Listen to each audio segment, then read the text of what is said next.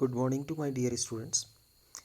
Today I am going to discuss various methods which we can use to control our population or which are commonly used for birth control process. So students, I want to tell you that there are a lot of methods which can be applied or which can be used for the birth control. So out of them, few important methods today I am going to discuss with you. So students, initially I will tell you that the first method which we can use for birth control or population control is mechanical barrier method, or simply it is referred as barrier methods. So but I want to tell you that in this method the barriers or the obstructions are created in between the path of sperm and ovum. So in this method some physical devices are used such as condoms, diaphragm, cervical caps, etc. etc. And students, I want to tell you that these devices prevent the entry of the sperm into the female genital tract during copulation. Means while the copulation takes place, sperm is going to be released.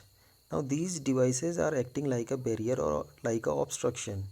Means they will not allow to meet the sperm with egg or ovum. Means they will generate or they will create a kind of barrier of obstruction, okay, which will interfere the path of sperm into the female genital tract. Okay, so these are very important method, or these are very crucial methods, okay, to prevent pregnancy or unprotected after unprotected sex. We can prevent childbirth due to or with the help of these methods. Now second method is called as chemical methods. Okay, in chemical methods some specific drugs are used by females, okay, which may be of two different types. These drugs may be oral pills, OCs, okay, or these may be vaginal pills. Means oral pills means oral contraceptives. Contraceptives means actually contraceptives are those devices which are used to prevent pregnancy. So these may be OCs yani oral contraceptive or vaginal contraceptives too. So initially I am talking about oral pills. So oral pills are basically some medicine type of substances, okay, which contain various hormones, and they can prevent ovaries to release egg or ovum into the fallopian tube. If the ovum will not release, so definitely the sperm, there is nothing to fuse with the sperm. So definitely we can say that the pregnancy will be stopped, or pregnancy can be uh, prevented. Okay. Now I want to tell you that how these work. Now these oral pills have, as I already told you, that they have certain hormones, and these hormones can disturb the hormonal balance of the body, and due to it the eggs will not release from the ovaries. Okay. Now if the ovary eggs will not released, so definitely the fertilization cannot occur. While the another kind of contraceptives are called as vaginal pills. In vaginal pills, we have to place some pills or some medicines into the female reproductive tract, which can stop the motility of the sperm, as well as if the motility of the sperm will be decreased, so definitely it will not reach to the fallopian tube, and the pregnancy can be avoided. Except it some IUCDs, yeah, IUDs in short, we can say that intrauterine contraceptive devices can be used, uh, and they can also prevent the process of the implantation. Means these devices are inserted inside the ovaries, and these are preventing the implantation process of after the fertilization. Like copper T is the one example, okay, which can placed inside the uterus under the guidance of the doctors, and it can prevent unavoidable or undesirable pregnancy. Okay, last method is called surgical method, and this is very effective method for birth control. I want to tell you that this can be take place by two different ways. In males it is called as vasectomy, and in females it is called as tubectomy. Actually, as we know that in the human male reproductive system there is a tube which is called vas deferens.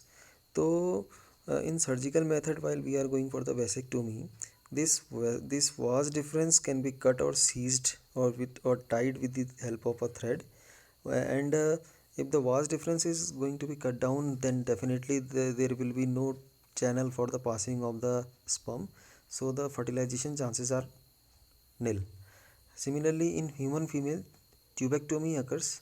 In tubectomy, the fallopian tube or the oviduct is either cutted or tied with the help of a thread, so we can obstruct the path of the ovum too. So that's why there will be no site for the fertilization, so definitely the pregnancy can be avoided. Is it clear? Now, so there are two methods, surgical methods. First one is called vasectomy, it occurs in the male only, and the second method is called tubectomy, and it occurs in the human female also. Now one more thing I want to tell you, that these methods are irreversible, okay, and quite difficult to tie them once again. So that's why after having one or two child, the couple can go for the either vasectomy or tubectomy.